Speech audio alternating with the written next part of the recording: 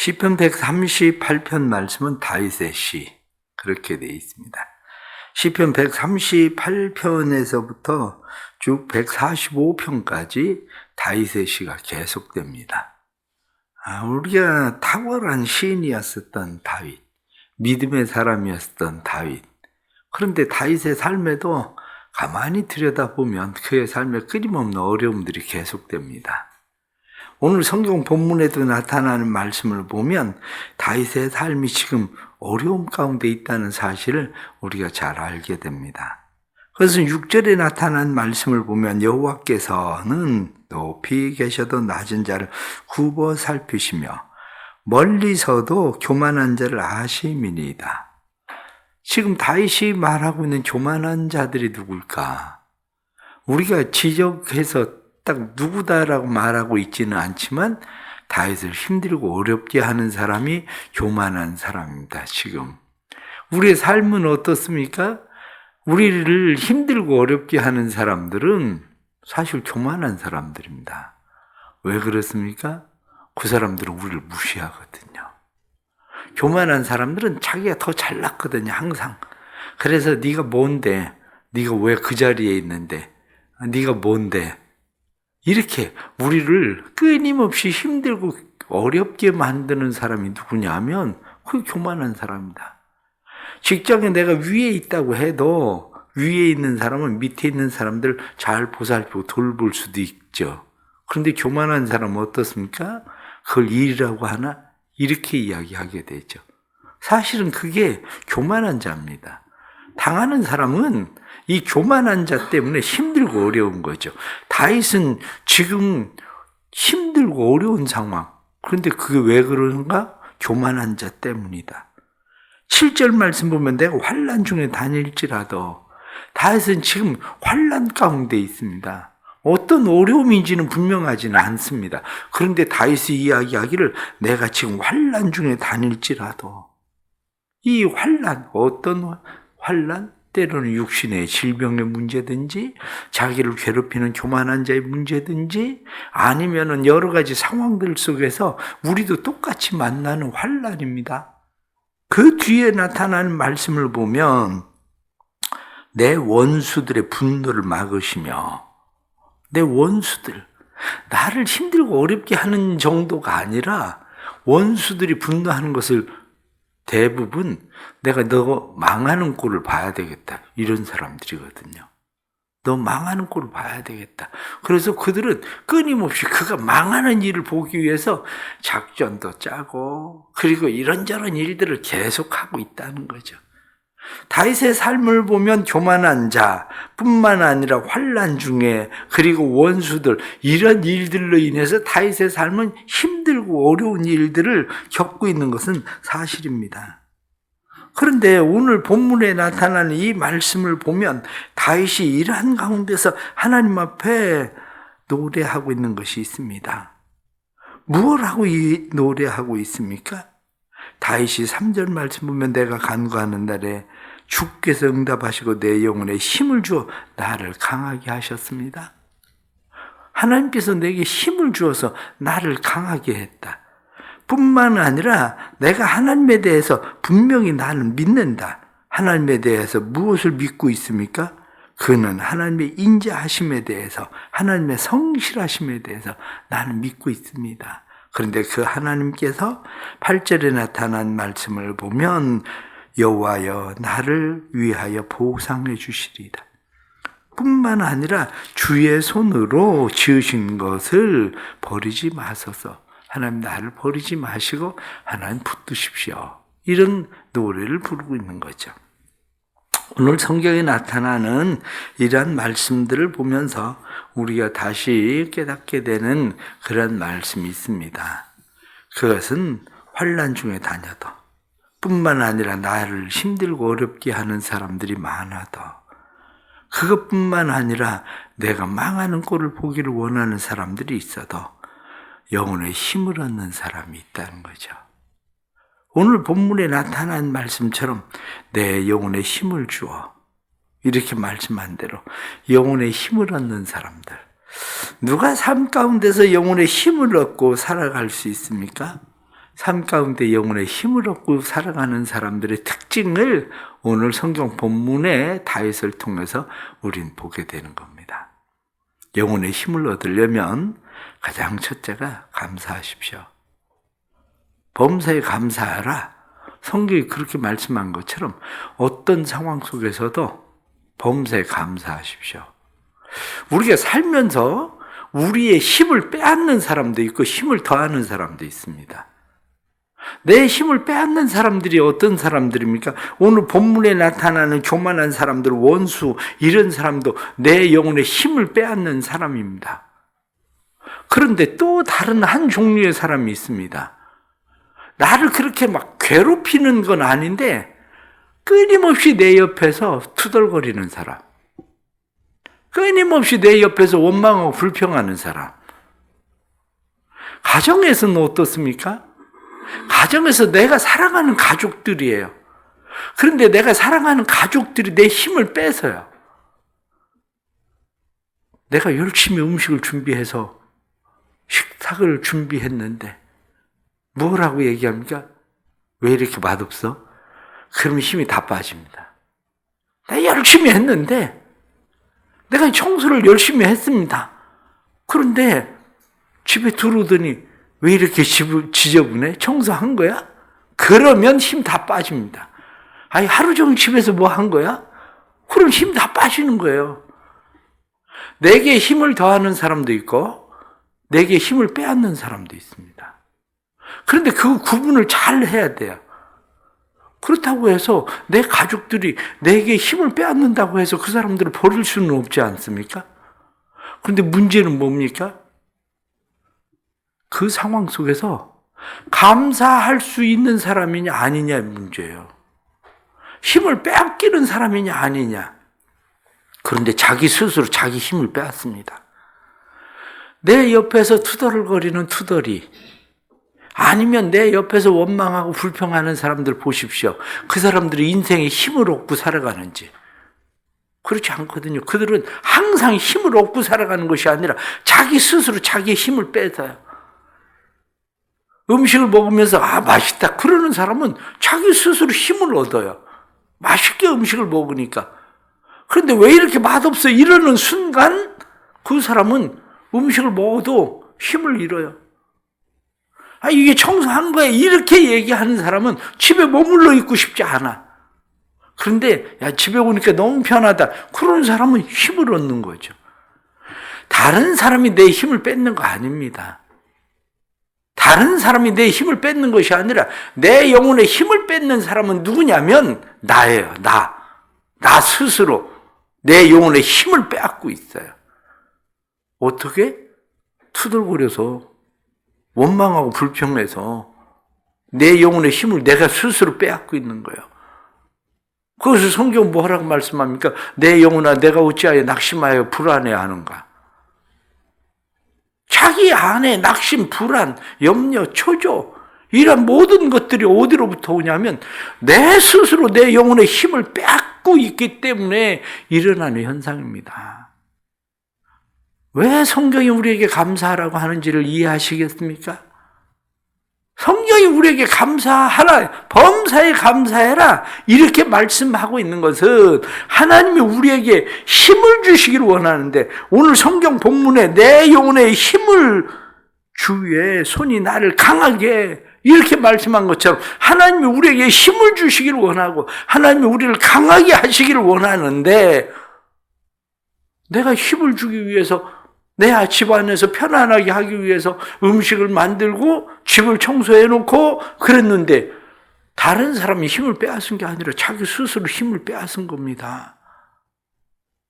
우리의 삶에 내가 내 스스로 내 영혼의 힘을 빼앗고 있는 거 아닌가 살펴볼 수 있기를 바랍니다. 오늘 하루도 내 스스로 내 영혼의 힘을 빼앗지 말고 내 영혼의 힘을 더할 수 있는 은혜와 축복이 있기를 바랍니다. 내 영혼의 힘을 더하는 은혜와 축복이 있으려면 우리의 삶에 하나님 감사합니다. 하나님 베풀어 주신 은혜에 감사합니다. 그리고 하나님 앞에 감사해야 돼요. 그러면 에베소서 3장 14절부터 나타난 말씀 보면 바울이 에베소 교인들을 위해서 그렇게 기도합니다. 내가 하늘과 땅에 있는 각 족속에게 이름을 주신 아버지 앞에 무릎을 꿇고 비오니 그의 영광의 풍성함을 따라 그의 성령의 능력으로 너희 속사람을 능력으로 강건하게 하시오며. 그렇습니다. 하나님은 우리의 속사람을 그의 능력으로 강건하게 하시는 분이신 줄 믿고 하나님 앞에 오늘도 감사하며 살아갈 수 있는 은혜와 축복이 있기를 간절히 바랍니다. 두 번째는 기도하기를 포기하지 마십시오. 하나님을 의지하고 기도하기를 포기하지 않아야 됩니다. 하나님을 의지하고 기도하기를 포기하지 않는다. 오늘 성경에 나타나는 말씀도 다윗은 분명히 힘들고 어려운 상황을 만났습니다. 그런데 그가 하나님 앞에 감사하는 것뿐만 아니라 3절 말씀에 내가 간구하는 날에 이렇게 말씀하는 것처럼 그래도 여전히 하나님 앞에 기도합니다. 하나님 앞에 여전히 그가 기도하는 이유가 어디에 있습니까? 하나님 앞에 기도하는 이유가 하나님 주의 손으로 붙드신 거 포기하지 마십시오. 이렇게 얘기합니다.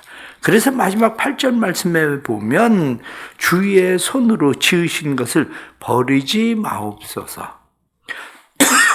주의 손으로 지으신 것을 버리지 마라.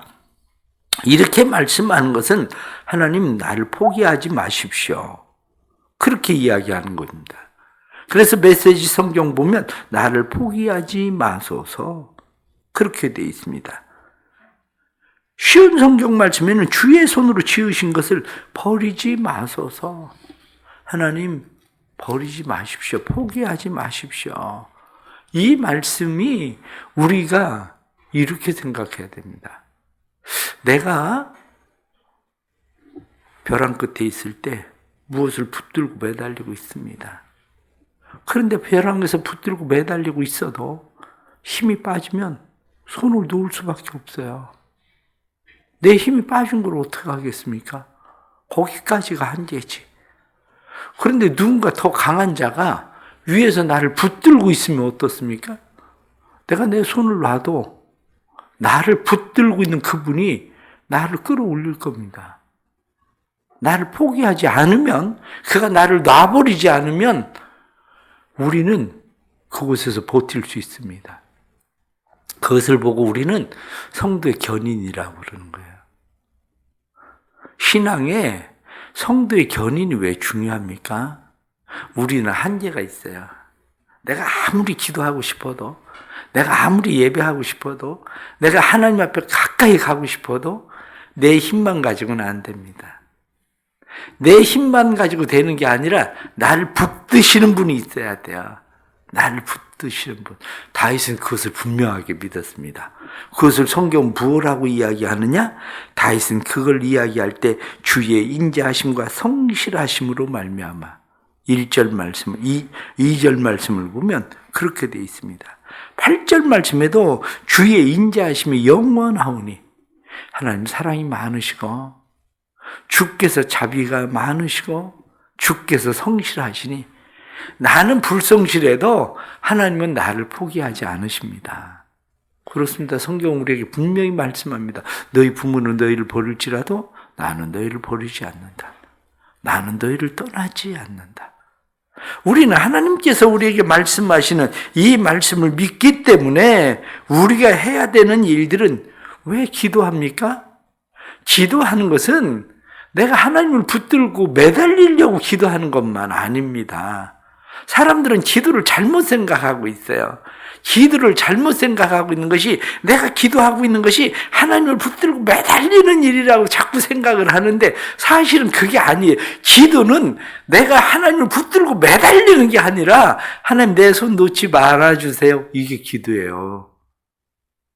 내가 아무리 붙들고 매달려도 기도 열심히 하잖아요. 그런데 기도 열심히 하다가 왜 낙심하고 포기하는데요? 내가 붙들고 매달리다가 내가 내 손 놓으니까 그런 거예요. 그런데 하나님 나를 붙드소서, 나를 강하게 하소서, 내 영을 새롭게 해 주십시오. 이렇게 하나님 앞에 하나님 나를 붙들어 주십시오 그러는 사람은 내가 기도하다가 내가 손을 놨다고 생각하는데도 불구하고 내가 기도하고 있어. 왜 기도하고 있을까? 하나님께서 나로 하여금 기도할 수 있게 하는 힘을 주시기 때문이죠. 기도하는 일, 내가 포기하는 게 아니라 하나님이 손을 놓지 않도록 기도하는 일이라는 것을 기억하고 우리 사랑하는 성도들이 하나님 앞에 늘 믿음으로 기도할 수 있는 은혜가 있기를 축복합니다. 그걸 믿음의 기도라고 하는 거예요. 내가 붙들고만 있을 땐 그건 믿음 아니에요.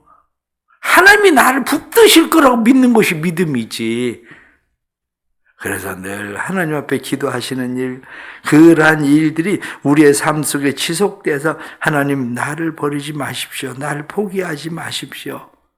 그렇습니다. 하나님이 나를 버리지 않고 나를 포기하지 않을 거 하나님 내가 믿습니다. 그렇게 하나님 앞에 기도할 수 있기를 축복합니다. 마지막 하나는 마음을 다해서 하나님을 예배하고 찬양하십시오.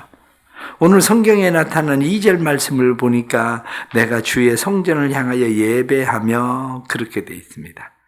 1절에 나타난 말씀 보니까 신들 앞에서 주께 찬송하리이다.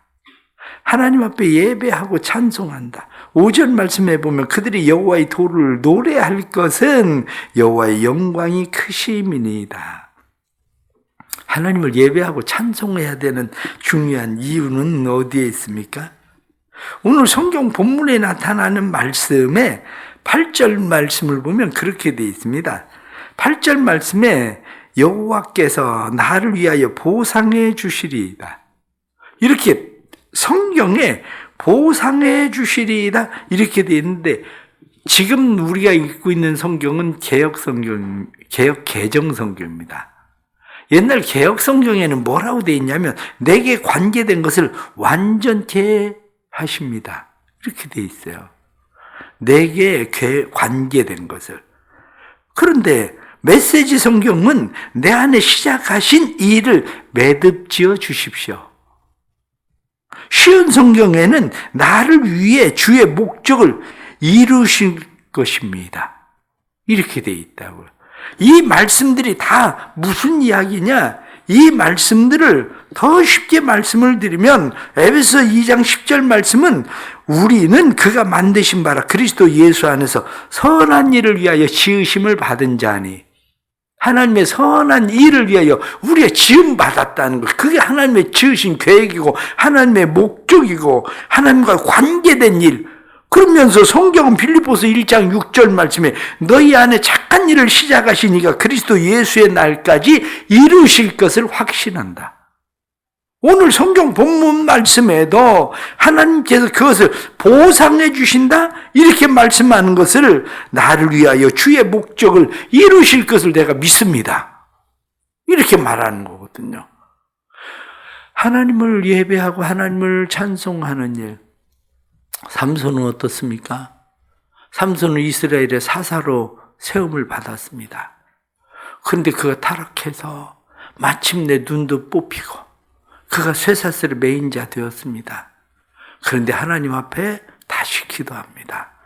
하나님 이번만 나를 강하게 하사 블레셋의 원수를 갚게 해 주십시오. 그랬더니 하나님께서 그에게 힘을 주셔요. 그래서 블레셋의 원수를 갚게 하시는 일이 일어납니다. 우리의 삶에도 마찬가지입니다. 분명한 것은 나를 하나님께서 그냥 던지신 것이 아니라 하나님께서 나를 세상에 보내실 때는 하나님의 선한 뜻, 하나님의 계획, 하나님께서 우리의 삶에 관계되어진 모든 일들이 분명히 있다는 사실이죠. 그것을 이루시는 분은 누굽니까? 그것을 이루시는 분은 하나님이신 거죠. 그래서 하나님 그 일을 이루실 하나님을 찬양합니다. 그 일을 이루실 하나님을 예배합니다. 하나님이 하실 겁니다. 제가 할 수 있는 것이 아니라 그래서 시편 23편에 다윗은 고백하기를 여호와는 나의 목자시니 내가 부족함이 없다. 그가 나를 푸른 초장 맑은 신의 물가로 인도하시고 내 영혼을 소생시키신다. 원수의 목전에서 그분이 내 잔이 넘치게 하신다. 하나님께서 우리를 위하여 행하실 일들을 믿으시기를 축복합니다. 그 믿음이 있어야 우리는 주님 앞에서 살아갑니다. 결론적으로 말씀을 드리면 누구나 삶을 살아가면서 힘들고 어려운 일을 만납니다. 하나님이 우리의 힘을 빼앗는 거 아닙니다. 하나님은 우리에게 힘을 주시고 우리에게 강하게 하시고 우리의 영혼에 하나님은 소생시키는 은혜를 주십니다. 우리를 버리지도 않고 우리를 포기하지도 않고 하나님은 우리를 통해서 계획하신 일들을 하나님은 이루십니다. 그런데 누가 그것을 이루지 못하도록 방해하느냐? 방해는 교만한 자도 아니고 원수도 아니고 환난도 아니고 그것을 방해하는 자는 바로 나 자신입니다. 내가 그것을 방해하고 있는 겁니다. 그래서 느헤미야 8장 10절 말씀에는 여호와로 인하여 기뻐하는 것이 너희의 힘이니라. 하나님을 기뻐하십시오. 하나님을 기뻐하면 감사할 수 있습니다. 하나님을 기뻐하면 기도할 수 있습니다. 하나님을 기뻐하면 예배하고 찬송할 수 있습니다. 그것이 우리의 삶을 하나님 앞에서 더 강하게 한다는 것을 우리가 깨닫고 오늘 하루도 하나님 앞에서 믿음으로 자기 자신의 힘을 빼앗지 말고 자신의 힘을 더하면서 믿음의 승리자로 오늘 하루를 든든히 서갈 수 있기를 주의 이름으로 축복합니다. 오늘도 우리를 붙드시는 하나님을 믿습니다. 우리의 영혼을 소생시키시는 하나님을 믿습니다. 우리를 강하게 하시고 우리 안에 시작하신 일을 매듭지어 주시는 것을 믿습니다. 원수들이 나를 치려 할지라도 원수들이 분노할지라도 때로는 내 삶이 고난의 길을 걸어갈지라도 교만한 자들이 나를 괴롭힐지라도 하나님은 우리를 포기하지 않으시고 우리에게 힘을 주시는 하나님이신 것을 믿습니다. 우리를 붙들어 주옵소서. 우리의 힘과 의지와 능력만 가지고 우리가 하나님을 붙들어도 하나님이 우리를 붙들지 않으면 우리는 손을 놓아 버릴 수밖에 없습니다. 그러나 하나님은 우리를 절대 포기하지 않으시니 우리를 붙드시고 강하게 하시는 것을 믿습니다. 오늘도 나의 힘이 되신 여호와여 내가 주님을 사랑합니다. 다윗이 고백하며 살던 것처럼 여호와로 인하여 기뻐하는 것이 너희의 힘이니라 말씀하신 대로 하나님을 기뻐하며 하나님을 사랑하며 힘을 얻어 살게 해 주옵소서. 감사하며 살게 해 주옵소서. 기도를 포기하지 않고 살게 해 주옵소서. 마음을 다해 하나님을 찬양하고 예배하며 살게 해 주옵소서. 그러한 주의 백성들마다 힘을 주시고 능력을 주셔서 그 영광의 풍성함을 따라 성령으로 속사람을 강건하게 하신다고 말씀하신 대로 우리의 속사람을 강건하게 하시고 오늘도 세상을 이길 수 있는 힘을 허락해 주옵소서.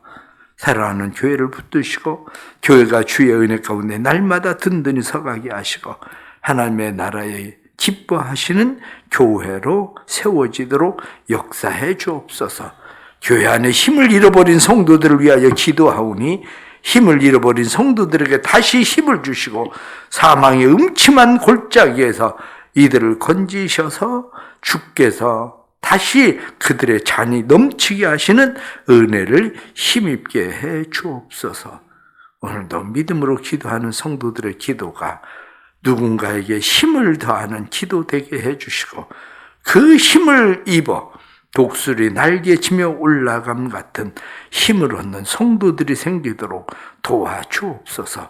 새 가족들과 믿음이 연약한 성도들과 육신의 질병 가운데 있는 자들, 환난 가운데 있는 자들 주께서 은혜를 더하여 주셔서 하나님이 하나님 되심을 보게 해 주옵소서. 오늘 군종교구 조찬 기도에도 함께 해 주시고 군종교구가 군 복음화를 위하여 날마다 믿음의 아름다운 기도자들로 이 나라가 강한 군사들, 그리스도의 십자가의 군병들, 젊은이들이 그리스도의 사람들로 세워지도록 축복해 주옵소서. 예수님의 이름 받들어 기도드리옵나이다. 아멘.